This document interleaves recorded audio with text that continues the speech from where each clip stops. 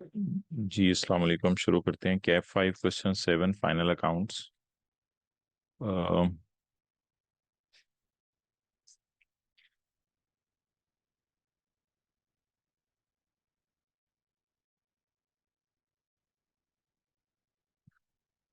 अच्छा, एक सवाल हमने इस तरह का किया था वैसे। पास पेपर का क्वेश्चन 10 भी किया था, 11 भी किया था। इसमें वो आपको पता होगा, आमतौर पे पहले पी एंड एल मांगता है, फिर पी एंड एल के बाद जो है वो मांगता है आई ए एस 12 वाला नोट। तो let's start. Okay. The following balances have been extracted from the trial balance as at 30 June 2014 of G trading limited. Sales आ रही है, अदर इनकम आ रही है, ओपनिंग स्टॉक आ रहा है, परचेजेस आ रही हैं, सेलिंग एंड डिस्ट्रीब्यूशन एक्सपेंसेस आ रहे हैं, एडमिन एक्सपेंसेस आ रहे हैं, फाइनेंशियल चार्जेस आ रहे हैं। वैसे तो इनको एंड पे लिखते हैं, लेकिन एक दो मिनट वेट कर लें, हो सकता है बाकी बच्चे आ रहे हों, तो इनको हम जो है वो यहाँ पे नोट कर लेते हैं। सेल्स आ रही हैं, कॉस्ट ऑफ सेल आ रही है, जीपी आ रहा है, अदर इनकम आ रहा है। आई होप आप भी मेरे साथ नोट करे होंगे। उसके बाद जो है वो selling, admin, financial charges, selling, admin, financial charges, other expenses भी मैं डालने लगा हूँ, अदर एक्सपेंसेस, और पीबीटी और टैक्स। चलें, फिलहाल as as it is figures लिख देते हैं। Sale, other income,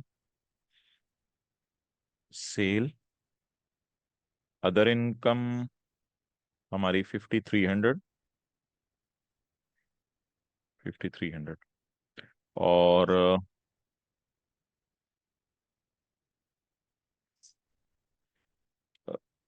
opening stock purchases 4000 और 3500। तो इसके लिए जी वर्किंग वन कर लें। Working one, cost of cell,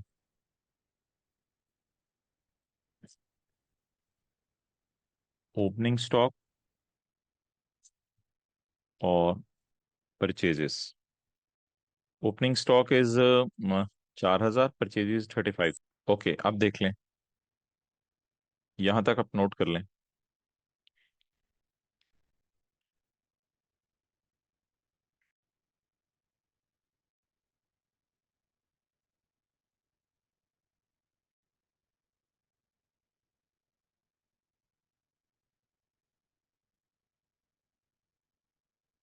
done, यहां तक नोट कर लिया आप लोगों ने। सेल्स हमने नोट किया, अदर इनकम नोट किया।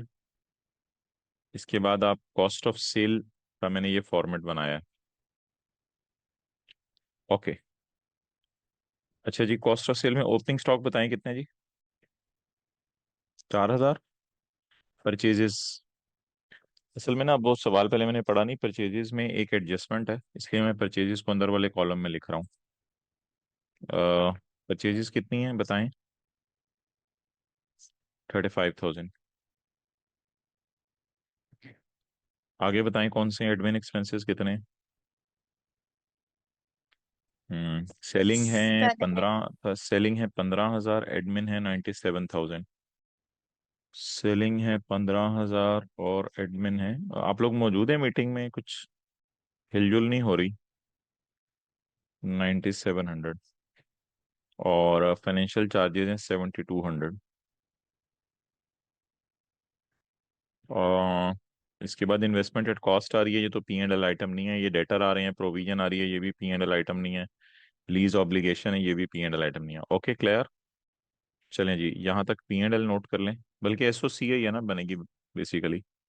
अगर ओ सी आई हुआ तो वो भी आ जाएगा, सवाल में वैसे नहीं है। डन जी यहाँ तक। ओके, वर्किंग वन भी डन। ओके, चलें जी, पहले एडजस्टमेंट पढ़ें। The following matter needs to be considered in finalizing financial statement. As per store records, closing stock is 8500। Store record का मतलब है कि जो स्टोर कीपर है ना, अ, उसके पास कोई रजिस्टर वगैरह पड़ा हुआ है, उसने बताया कि क्लोजिंग स्टॉक मैंने गिना है। तो गिन के जो है, असल में परपेचुअल सिस्टम है ना, इन्वेंटरी अकाउंट बन रहा होता है, तो उसमें हर एक की एंट्री प्रॉपरली हो रही होती है, तो कैरी डाउन भी आ जाता है, लेकिन एंड पे ईयर एंड काउंट करके भी हम उसे चेक करते हैं। बहरहाल फिलहाल बज़ाहिर परपेचुअल सिस्टम यूज नहीं हो रहा। परपेचुअल सिस्टम जब यूज होता है ना, तो ट्रायल में इन्वेंट्री अकाउंट नजर आता है, और कॉस्ट ऑफ सेल नजर आती है, यानी कॉस्ट ऑफ सेल हम साथ साथ निकाल रहे होते हैं, लेकिन इधर हम opening plus purchase minus closing करके कॉस्ट ऑफ सेल निकालेंगे। तो ये जो FR1 टाइप बातें हैं, ये जो क्लोजिंग स्टॉक इस वक्त आपको नजर आ रहा है ना, डेट इज 8500। तो ये जो 8500 आपको नजर आ रहा है, ये स्टोर रिकॉर्ड के मुताबिक है। इसमें आगे उसने दो मसले बताए हैं, तो इसलिए इसको मैं अंदर वाले कॉलम में करके लिख रहा हूँ। बैलेंस शीट में वैसे ये 7 जो है वो जा सकता है, बैलेंस शीट के अंदर भी, लेकिन वो बैलेंस शीट उसने हमसे मांगी नहीं है। तो लेस क्लोजिंग स्टॉक कितने जी? 8500 डन। ओके। जिन दो ने भी ज्वाइन किया है, हमने बस ये P&L का फॉर्मेट बनाया है, कुछ भी नहीं किया, उसमें एडजस्टेड फिगर्स लिखी हैं और ओपनिंग परचेजेस और क्लोजिंग लिखा है। ओके, नेक्स्ट जी। फिजिकल इन्वेंट्री टेकन ऑन यकम जुलाई 14। स्टोर रिकॉर्ड के मुताबिक स्टोर कीपर कोई होगा, उसके मुताबिक इन्वेंट्री है 8500, जब फिजिकली काउंट किया तो 1500 शॉर्ट थी। आप मुझे जरा बता दें, ये नॉर्मल लॉस होगा एबनॉर्मल लॉस होगा? एबनॉर्मल लॉस ही समझेंगे, बाय डिफॉल्ट लॉस होगा तो एबनॉर्मल लॉस ही होगा। तो इसकी एंट्री बता दें 1500 की, जो आप करेंगे, जल्दी बोलें। एबनॉर्मल लॉस की एंट्री पर चेजेस में गया होगा, जब खरीदा होगा तो अब चोरी हो गया, परचेज क्रेडिट। तो कॉस्ट ऑफ सेल में नहीं जाता abnormal loss, normal loss expenses में जाता है। जब normal loss debit purchase credit, बिल्कुल आपने सही एंट्री बताई है, लेकिन इसको मैं अदर एक्सपेंसेस में डाल देता हूँ इंस्टेड ऑफ कि मैं एडमिन में डालूं। तो फिक्स्ड एसेट का लॉस, इन्वेंट्री का loss, impairment loss, revaluation loss हम अदर एक्सपेंसेस में डाल सकते हैं। Okay, clear. पोस्ट कर दूं जी, other expenses debit purchase credit इजाजत है, other expenses debit purchase credit entry कर दूं, इजाजत है? ओके, शुक्रिया। परचेज क्रेडिट करें कितने से? लो, फिगर ही भूल गई। चलें, आप बता देंगे आप लोग कि 1500 थी। हाँ, 1500 थी। परचेज क्रेडिट और अदर एक्सपेंसेस में ले आए इसको। अदर एक्सपेंसेस P&L के फेस पे लेट आने वालों, P&L के फेस पे हमने ये लाइन आइटम डाला था, अदर एक्सपेंसेस। तो डन जी, आगे चलें। अच्छा, एक एडजस्टमेंट मुझे और बताएं, एक एडजस्टमेंट मुझे और बताएं। Value of goods found short by 1500, इसी 1500 के बारे में कुछ और करें। ये तो जनरल एंट्री होगी ना? मोहम्मद जैद, वीडियो ऑफ कर लो यार। चलो, मैं आपकी कर देता हूँ। हाँ, एक और एडजस्टमेंट बताएं, इसकी क्या होगी? असल में ना, ये जो फिजिकल काउंट वाला स्टॉक है यही बैलेंस शीट में जाना चाहिए, लेकिन ये जो 8500 था ना, ये फिजिकल काउंट वाला नहीं था, ये कोई स्टोर कीपर था, उसके रिकॉर्ड के मुताबिक था। तो अब नॉर्मल लॉस की एंट्री तो अपनी जगह होगी, लेकिन जब फिजिकली स्टॉक काउंट किया तो फिजिकली 2500 निकला ही नहीं, 1500 शॉर्ट निकला। इसका मतलब है स्टॉक हमारे पास 8500 नहीं था, वो तो जब फिजिकल काउंट किया पड़ा ही 7000 था। तो अब नॉर्मल लॉस की एंट्री अपनी जगह करनी है, पता चला फिजिकल काउंट में भी गलती है। चोरी की एंट्री तो करनी है, लेकिन फिजिकल काउंट की भी तो गलती सही करनी है।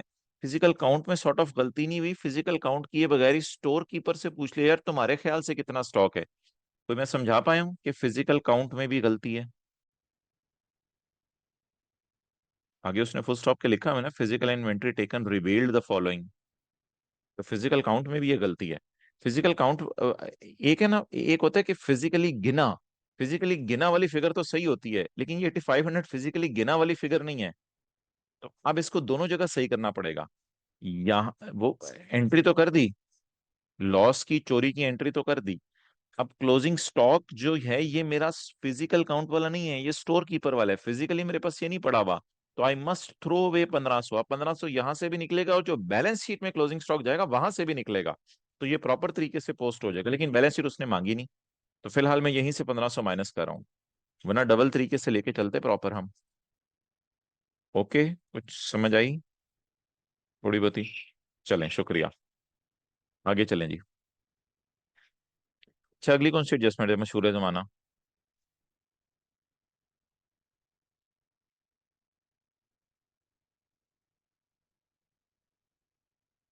जी, वेल डन। NRV लॉस की एडजस्टमेंट, NRV लॉस बता दें, जुबानी बता दें, कैलकुलेटर क्यों पकड़ना है? थोड़े छोड़े कैलकुलेटर, जुबानी बताएं। ऐसे बोल रहे हैं सर जैसे हमें देख रहे हैं। जी वेल डन। 260। 260 का एनआरवी लॉस है, इसको कैसे रिकॉर्ड करें जी? NRV loss. नहीं, एनआरवी लॉस की एंट्री करने की ऐसा जरूरत नहीं है। अगर आप क्लोजिंग स्टॉक को कम कर देंगे ना, कॉस्ट ऑफ सेल खुद ही फिर बढ़ जाएगी और एनआरवी लॉस रिकॉर्ड हो जाएगा। इसको अलग से नहीं डालते उधर, परचेजेस से क्रेडिट करके उधर नहीं डालते। कुछ इस तरह कर लें, कोई गुंजाइश निकलती है अगर आप मुझे ज्यादा दे दें, -260 बस यहाँ लिख दूं, तो चल जाएगा गुजारा इस तरह, -260 यहाँ लिख दूं, तो क्लोजिंग स्टॉक कम हो जाएगा, बैलेंस शीट में भी कम चला जाएगा, और फिर इधर कॉस्ट ऑफ सेल बढ़ने से एनआरवी लॉस खुद ही रिकॉर्ड भी हो जाएगा। अब बैलेंस शीट नहीं है, वरना साथ साथ 260 आपको दोनों जगह करके मैं दिखाता कि यहाँ भी 260 और बैलेंस शीट में भी 260। कुछ थोड़ी बहुत ही समझ आई? कोई हाँ ना कर दें, चलें। दो स्टूडेंट्स तो रिस्पॉन्ड करें, तीन हाँ। चलें जी आगे। बैलेंस शीट तो नहीं बन रही ना, साथ साथ 260 आपको दिखाऊं मैं हर जगह? आगे चले माय डियर। जी एक और ने रिस्पॉन्ड कर दिया, as per the memorandum record of third party stock. Memorandum record तो मेन रिकॉर्ड नहीं होता ना, ये तो एक रफ वर्किंग होती है।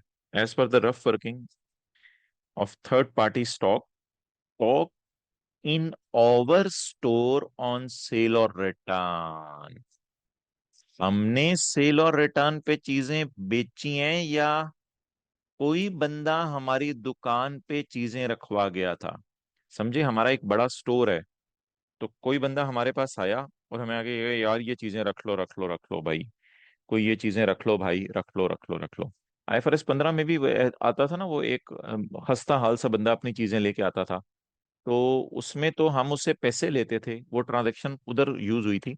हम पैसे लेते थे, फर्ज करें हम उससे पैसे लेते थे शेल्फ वगैरह बनाने के। फर्ज करें वो हंसता हाल बंदा आया और हमने एक कंडीशन और लगा दी, हमने कहा यार तुम चीजें लेके आए हो, तो अगर तुम हमें पसंद, अगर हमारी बिक गई तो ठीक है, वरना तुम फारग हो, बस तुम जाओ। तो हमारे पास स्टॉक है सेल और रिटर्न बेस पे, या हमने बेचा है सेल और रिटर्न बेस पे, या किसी ने हमें बेचा और हमारे पास पड़ा हुआ है? पहली बात या दूसरी बात? वन या to?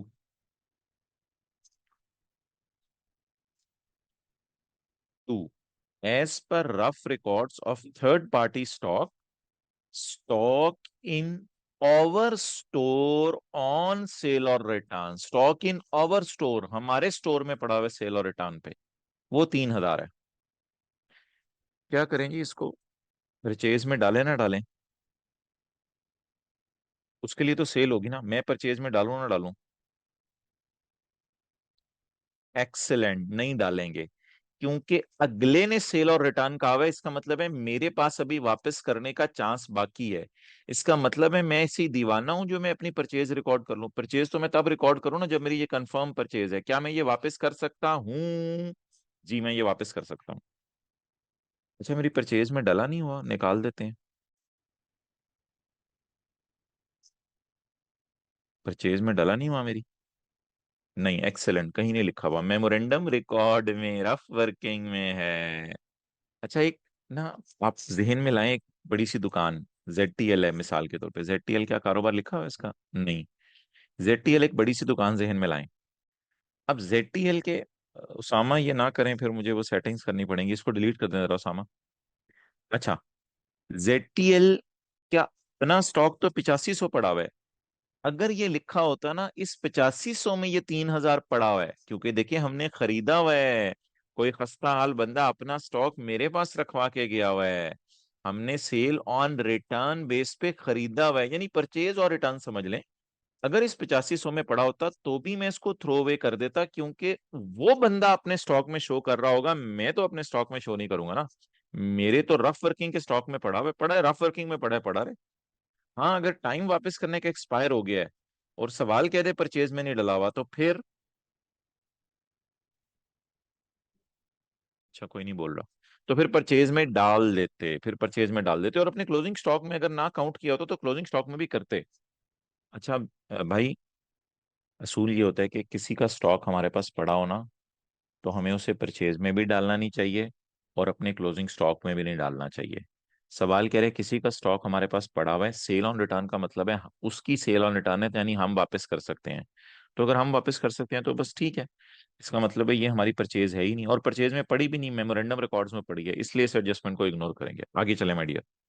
It also shows date, it also, it का क्या मतलब है? हाँ, memorandum record. It also showed at previous year in June 13, पिछले साल जून 13 में जेटीएल ने बेची थी चीजें, held by it on sale और रिटर्न बेसिस। माय डियर, कब बेची थी जेटीएल ने चीजें?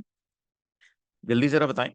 जो मेरे पास पड़ी हुई थी वो मैंने बेची थी सेल और रिटर्न बेस पे 2000 की, पिछले साल बेची थी, तो बस पिछले साल की सेल में चली गई होगी।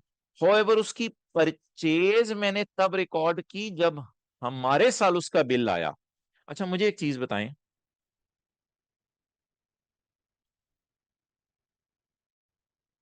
कि मैंने पिछले साल एक चीज बेच दी यहां पे, जो कोई मुझे रखवा के गया हुआ था, दस्ताहाल बंदा मुझे रखवा के गया हुआ था और सेल ऑन रिटर्न पे रखवा के गया था, मैंने उसको बेच दिया 13 में।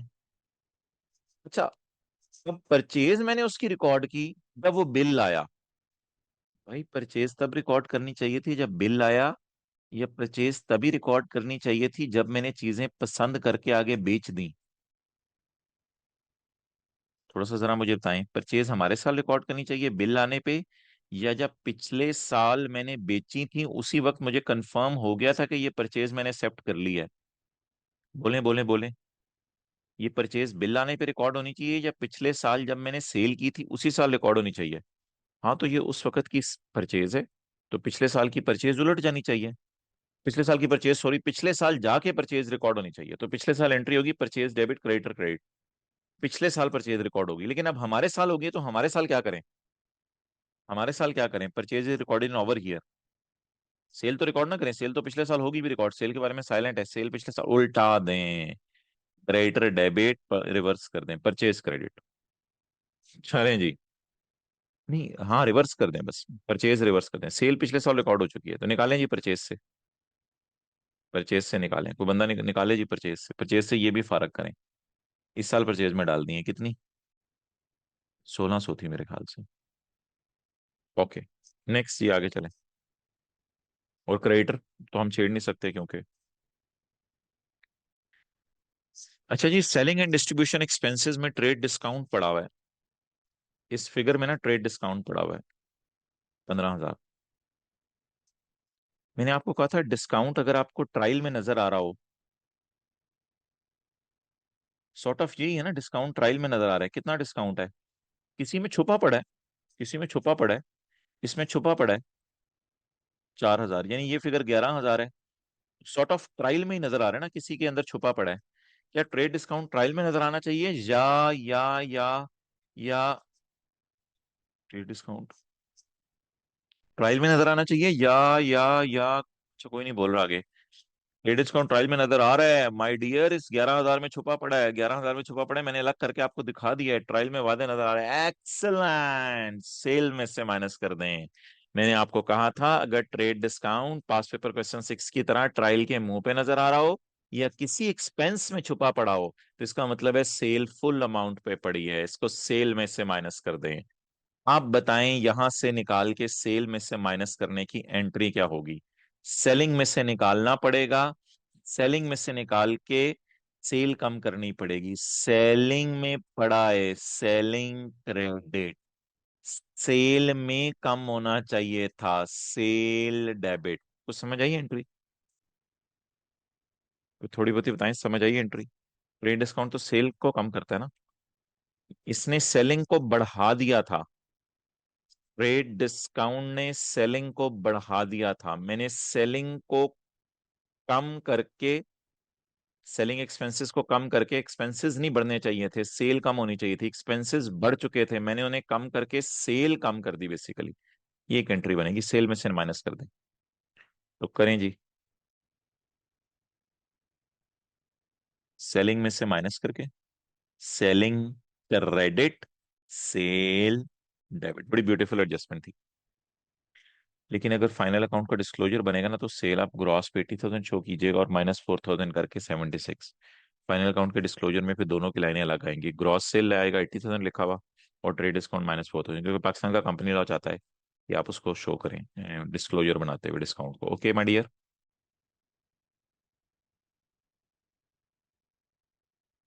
चले। एनुअल लीज इंस्टॉलमेंट ऑफ 5,000 जो कि ड्यू थी 30 जून 2014 को, ये कौन सी वाली फिगर है? इंस्टॉलमेंट वाली, प्रिंसिपल वाली, इंटरेस्ट वाली?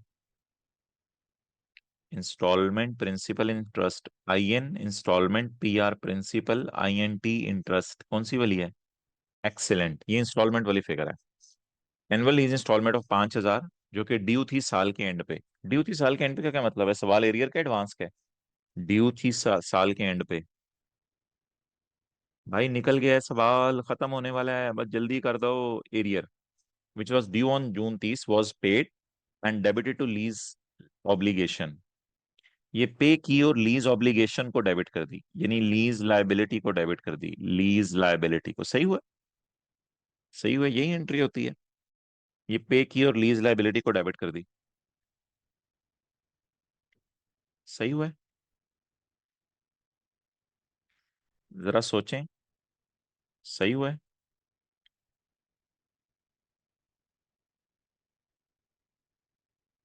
जरा सोचें। सही हुआ है। ये ये पे हुई और लीज लाइबिलिटी को डेबिट कर दी।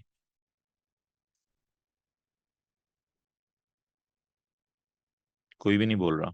उसामा शौकत तो मीटिंग ही लेफ्ट कर गए हैं। जी। अच्छा चले मैं बता देता हूँ।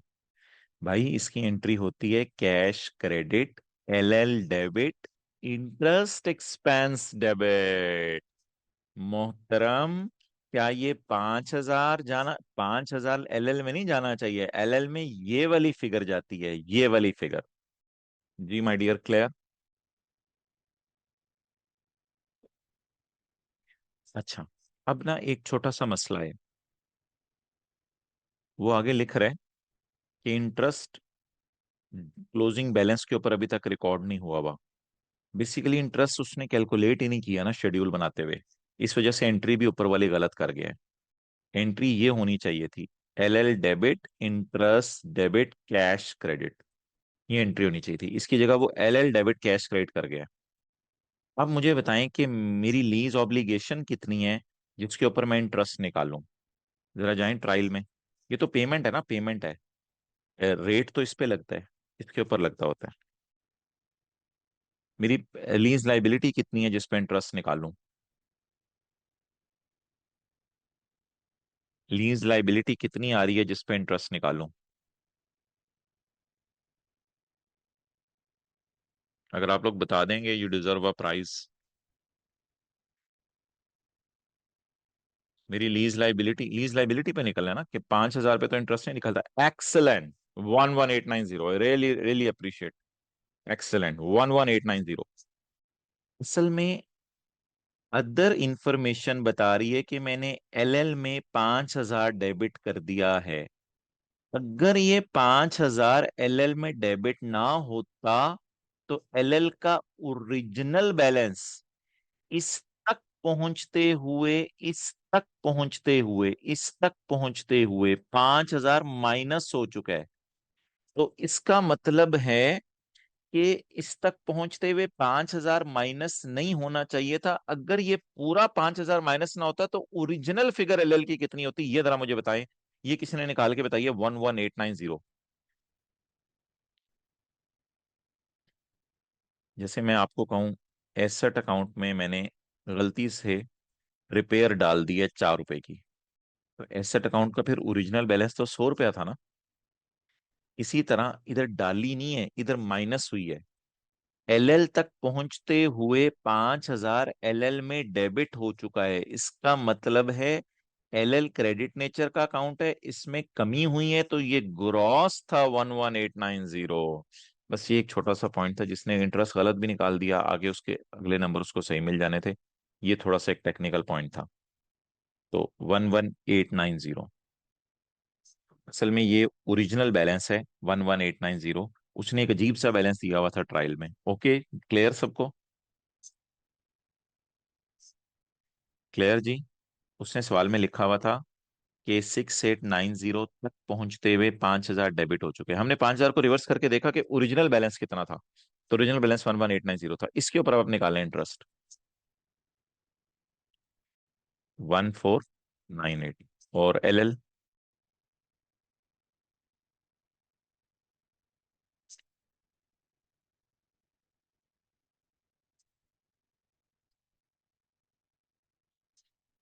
मैं देख लो कैलकुलेटर। 5000 निकाल दिया 3502। नहीं 8388 को छोड़े, हम बैलेंस शीट नहीं बना रहे। अच्छा, एल अब रिकॉर्ड करें। एल होना चाहिए था 3502 से डेबिट, इंटरेस्ट डेबिट होना चाहिए था 1498 से, और कैश क्रेडिट होना चाहिए था 5000 से। अब रेक्टिफाइंग एंट्री में इंटरेस्ट डेबिट हो जाएगा और एल भी हिट होगा, लेकिन वो मैं नहीं कर रहा क्योंकि मैं तो सिर्फ P&L बना रहा हूँ। तो इंटरेस्ट को रिकॉर्ड कर ले माय डियर 1498। इंटरेस्ट कहाँ रिकॉर्ड करें, बस इंटरेस्ट डेबिट कर दें, एल को ना छेड़ें, बैलेंस शीट का सवाल नहीं है, वरना एल को भी छेड़ते। एक बस थोड़ा सा मसला था कि इंटरेस्ट लगाना किस पे है। असल में उसने किया क्या था, इस फिगर में से 5000 माइनस करके 6890 ट्रायल में शो कर दिया था, तो हमने यही 5000 6890 में ऐड करके इस फिगर पे पहुंच गए। 6890 ही थी ना। हम्म। अच्छा जी। ओके, आगे चलें जी। इंटरेस्ट रिकॉर्ड करें, इंटरेस्ट कितना है 1498।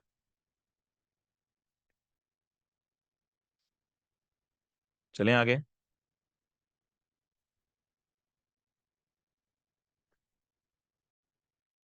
Accounting deduction on the owned assets, accounting deduction on leased assets has been accounted for. ठीक है, रिकॉर्ड हो गई है तो ठीक है। भाई P&L बनाते हैं इसको कुछ ना करे। रिक्वायरमेंट बी है IS 12 का नोट, उस वक्त देख लेंगे इसको। Tax depreciation on the owned assets exceeded the accounting deduction by 3000। ठीक है, कोई नहीं, बस इसको भी देख लेंगे वो बनाते हुए। डन जी। 5 6 क्लियर। ओके। अच्छा, debtor at 30/13 amounted to 8600, working number 2 3, शायद वो 2 अगर लीज वाली हो गई। डेटर प्रोविजन, बल्कि डेटर अकाउंट छोड़ें, provision. Provision debtor at 30/15 amounted to 8600। ZTL maintain a provision of 5% of debtor. जरा कैलकुलेटर पकड़े, 8600 जरा 5%, ये बताएं क्या आया है। 8600 जरा 5%, मेंटेन, मेंटेन का मतलब होता है हमेशा यही रेट रहता है। ये क्या आया है 8600 का 5%, नहीं क्या आया है, क्या आया है ये क्या आया है, ये क्या आया है। यकम जुलाई 13 का ब्रॉड डाउन कितना, 430। अच्छा जी, क्लियर, डन, एनी कंफ्यूजन। अच्छा, डेटर का कैरी डाउन पकड़े, डेटर का कैरी डाउन पकड़े, पकड़े पकड़े पकड़े पकड़े। कितना, 10,000। कैलकुलेटर ना पकड़े, डेटर का कैरी डाउन बस पकड़े। कैरी डाउन पे रेट लगाएं 10,000, 10,000 पे 5%, डेटर का कैरी डाउन 10,000, 10,000 पे 5%, बताएं जी, बताएं 10,000 पे 5%, कैलकुलेटर के बगैर बताएं 10,000 पे 5%। 500। ओके। अच्छा, अब मुझे बताएं कि ये तो 14 का क्लोजिंग है। जी बिल्कुल, ये 14 का क्लोजिंग नहीं है, 14 का क्लोजिंग नहीं है, क्यों। ये देखें, 30/14 डेटर, ये ट्रायल में 380 आ रहा है, इस पे मैं बहस करता हूँ आपसे। ट्रायल में 380 आ रहा है, इस पे मैं बहस करता हूँ। ये मैंने सही फिगर उठाई है, बताएं 10,000, इसने मेंटेन नहीं किया हुआ, हमारे अकाउंटेंट को चाहिए था मेंटेन करता, इधर 10,000 पे वो 5% लगा के इसको 500 पे लाता, उसने मेंटेन नहीं किया हुआ। हमने अब, मैं ओरिजिनल अकाउंट बनाना चाह रहा हूँ। अच्छा, ये जो मैंने ओरिजिनल अकाउंट बना लिया है, अब मुझे ट्रायल क्या कह रहा है। अच्छा मुझे बताएं, बैडेड एक्सपेंस बैलेंसिंग आ रहा है या रिटर्न ऑफ। बैडेड एक्सपेंस बैलेंसिंग आ रहा है या रिटर्न ऑफ। बैडेड एक्सपेंस बैलेंसिंग आ रहा है ना 70 का, गॉट इट, गॉट इट। अच्छा, यहाँ तक क्लियर क्लियर क्लियर क्लियर। फिर इतना भी आप कर देंगे ना इंशाल्लाह, तो IS 12 में मार्क्स मुक्स आ जाएंगे, ठीक है। अच्छा, अब मुझे ये बताएं, कोई बच्चा बता दे मुझे ये, कि ट्रायल कह रहा है चलिए वर्किंग 4 कर देता हूँ मैं। ट्रायल कह रहा है कैरी डाउन है 380। ट्रायल कह रहा है कैरी डाउन है 380। क्या करूं फिर? अकाउंटेंट का कैरी डाउन 380 है। अकाउंटेंट का कैरी डाउन 380 है। क्या करूं? Help me help me help me. Accountant का कैरी डाउन 380 है।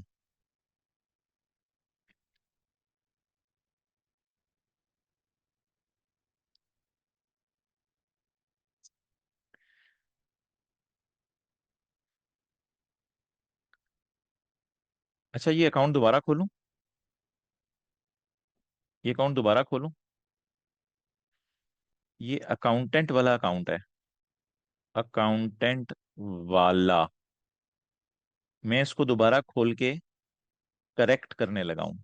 करेक्शन करने लगा हूं मैं इसको दोबारा खोल के सही करने लगा हूं। ठीक है। उसको इधर लाने लगा हूं। मुझे तो मैंने सही वाला कैरी डाउन कितना निकाल लिया। एक्सेलेंट, 500। मैंने सही वाला कैरी डाउन निकाल लिया 500। अच्छा, अकाउंटेंट ने पिछले साल का कैरी डाउन माय डियर सही निकाला होगा। वो सवाल में कहीं नहीं लिखा हुआ कि अकाउंटेंट ने पिछले साल का कैरी डाउन गलत निकाला है। पिछले साल का कैरी डाउन गलत नहीं निकाला हुआ।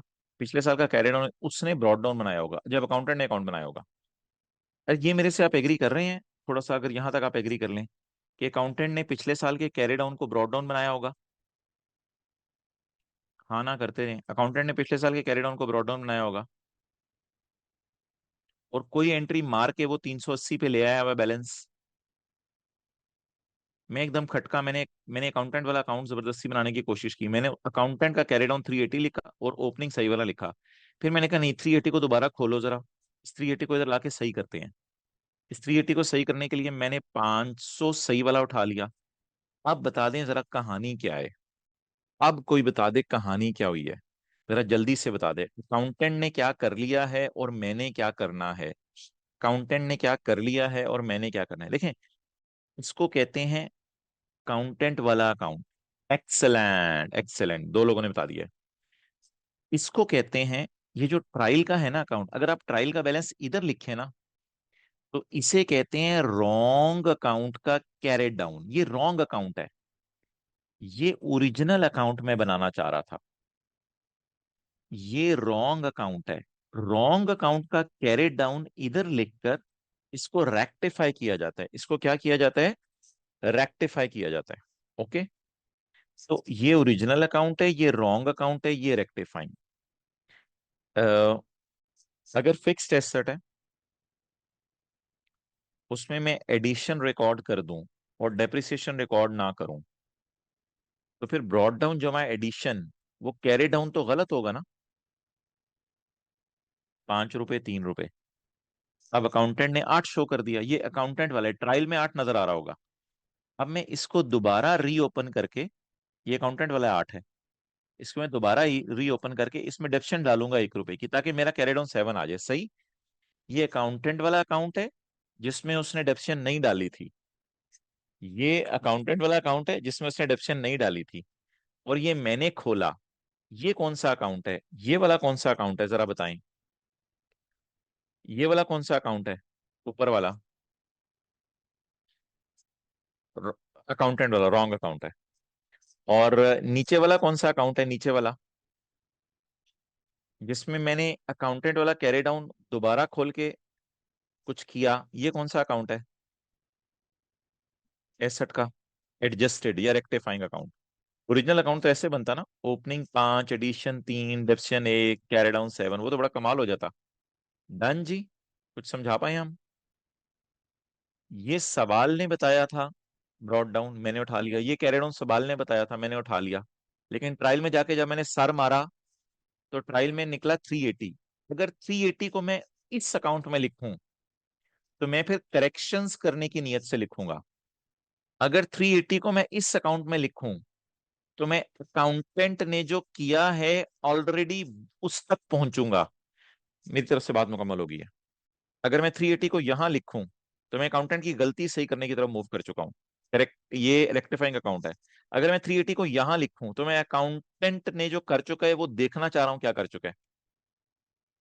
ये तो बड़ी आज मजे की बात पता चली कि ट्रायल वाली फिगर अगर मैं यहाँ लिखूं तो अकाउंटेंट वाली चीज। अच्छा, मुझे कैसे पता चले कि ऊपर जो ट्रायल में है ना ओपनिंग है ना क्लोजिंग है, मुझे बताएं ये कैसे मुझे पता चल रहा है कि ट्रायल में ये जो 380 है ना ओपनिंग है ना क्लोजिंग है, ये कोई गलत बैलेंस है? ये कैसे, मुझे कैसे पता चल रहा है? जी आप लोगों ने सोच लिया होगा अब इतना लंबा कैसे लिखेंगे कि ब्रॉड डाउन कैरी डाउन, ना ब्रॉड डाउन आ रहा है ना वो कैरी डाउन आ रहा है, तो ना वो ब्रॉड डाउन है ना वो कैरी डाउन है।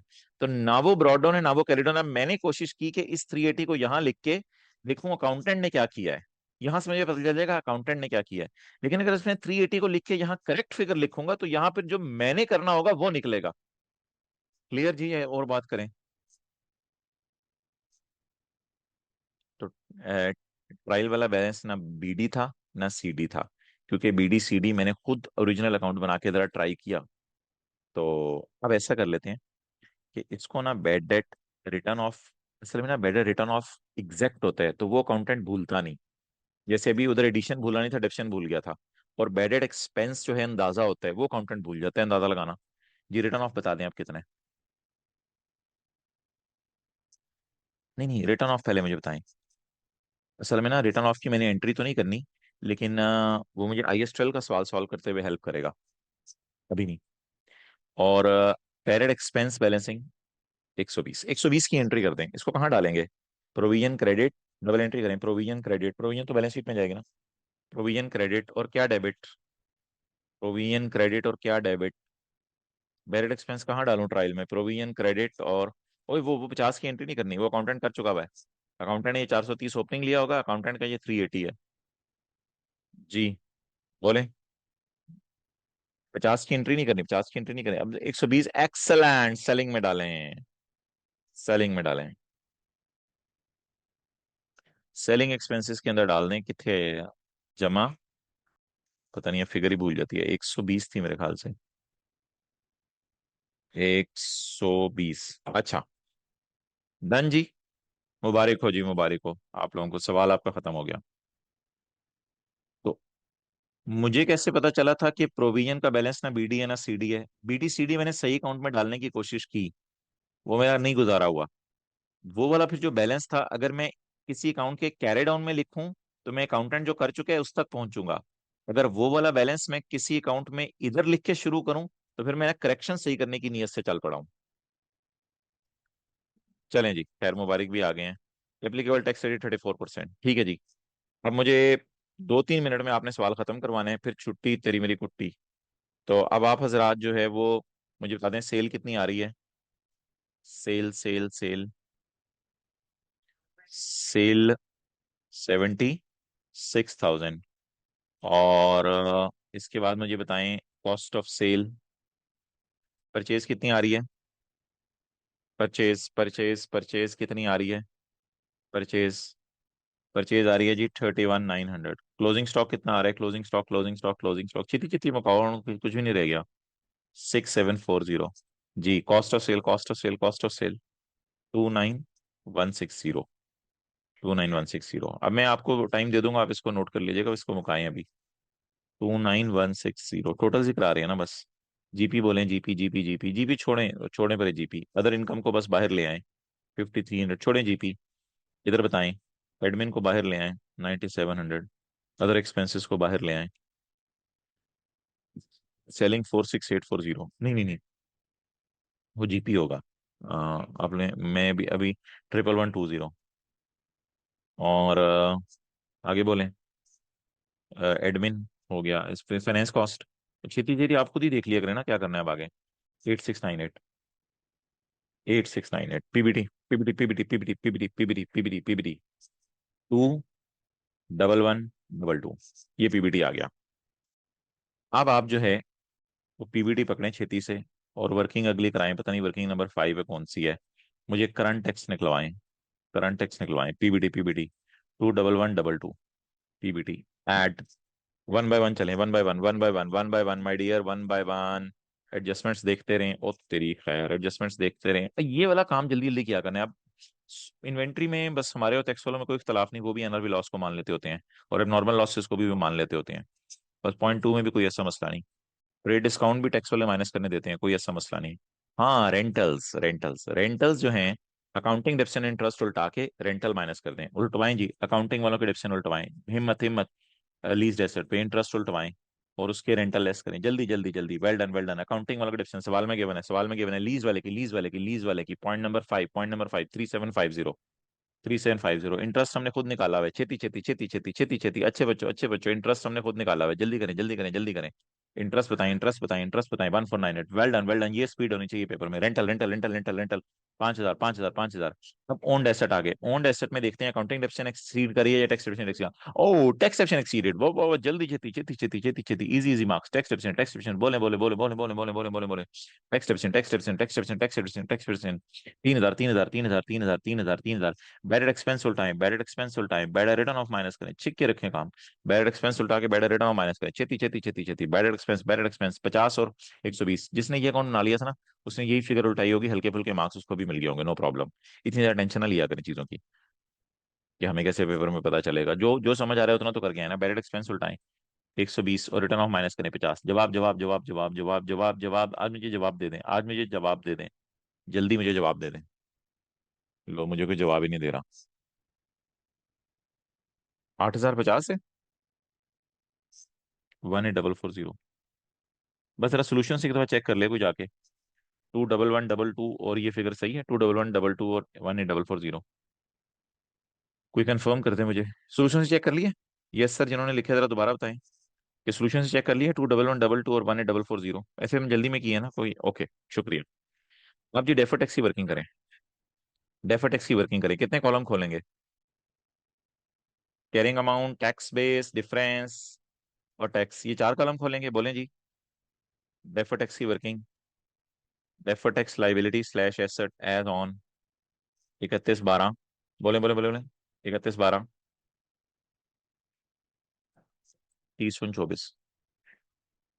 बताएं जी, करूं करूं वर्किंग, करूं करूं करूं, जल्दी करूं जल्दी करूं, बोले बोले बोले, करूं वर्किंग, करूं वर्किंग, वर्किंग करूं 14 सर, 30/14। करूं वर्किंग, नो नो नो, ये वर्किंग नहीं करनी, क्योंकि प्रोविजन का कैरेट डाउन और इसकी टैक्स बेस गिवन है, और जो है ROU और LL का डाटा अवेलेबल नहीं है, ROU का डाटा भी अवेलेबल नहीं है।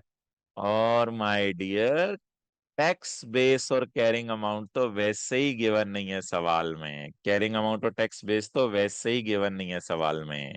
अब क्या करें, PPE की कैरिंग अमाउंट भी नहीं है, टैक्स बेस भी नहीं है, और ये चीजें ही नहीं है, क्या करें क्या करें क्या करें क्या करें क्या करें क्या करें क्या करें?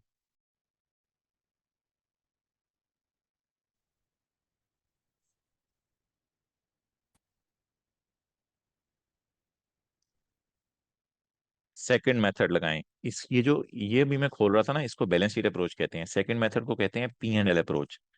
उसमें फिर हेडिंग बदल जाती है, वो देता है DTE फॉर द ईयर। इसमें हम चार कॉलम बनाते हैं, अकाउंटिंग वालों का एडजस्टेड प्रॉफिट, टैक्सेबल प्रॉफिट, ये तब लगाते हैं जब टैक्स बेस वगैरह का डाटा गिवन ना हो, टैक्सेबल प्रॉफिट, डिफरेंस और टैक्स। अच्छा, अकाउंटिंग वालों का प्रॉफिट नजर आ रहा है, नजर आ रहा है, 21122। टैक्स वालों का प्रॉफिट नजर आ रहा है, 18440। Difference difference difference difference difference difference difference difference difference 2682। 2682 पे रेट लगाएं, रेट लगाएं, रेट लगाएं, रेट लगाएं, रेट लगाएं, रेट लगाएं, रेट लगाएं, रेट लगाएं, रेट लगाएं, 912। अब बताएं, एक्सपेंस की एंट्री करूं या लाइबिलिटी की एंट्री करूं या एसेट की एंट्री करूं? लाइबिलिटी की एंट्री करूं या एसेट की एंट्री करूं? लाइबिलिटी की एंट्री करूं या एसेट की एंट्री करूं? लाइबिलिटी की एंट्री करूं या एसेट की एंट्री करूं? लाइबिलिटी की, चलें जी देखते हैं। 21 सवाल होमवर्क में मिले थे, 18 करके सो गया, तो लाइबल फील करेंगे। 21 सवाल होमवर्क में मिले थे, 18 करके सो गया, लाइबल फील करेंगे, गॉट इट। तो एंट्री करेंगे DTE डेबिट, DTL क्रेडिट। चलें जी, अल्लाह हाफिज। इधर करंट टैक्स कितना निकला था, रेट लगा के बता दें इधर। Current tax, current tax, current tax, current tax 6270। अब 6270 912 को जमा कर लें। 6270 912 को जमा करके टैक्स यहाँ आ जाएगा, यहाँ CT DT अलग नहीं लाना फेस पे, यहाँ बस टैक्स लाने, आगे पैट निकल आएगा। और उसके बाद ना इसकी रिकॉन बना देनी है। रिकॉन तो बिल्कुल आसान है, 912 और 6270 को जमा करें, PBT पे रेट लगाएं, रिकॉन मैच कर जाएगी। रिकॉन 7182 आ रहा है ना, तो 122 पे रेट लगा के देख लें, 7182 ही होगा, ओके। जी 34% लगाएंगे, वही आ रहा है। चलें जी, अल्लाह हाफिज, अस्सलाम वालेकुम, जजाकल्लाह, बहुत बहुत शुक्रिया, अस्सलाम वालेकुम।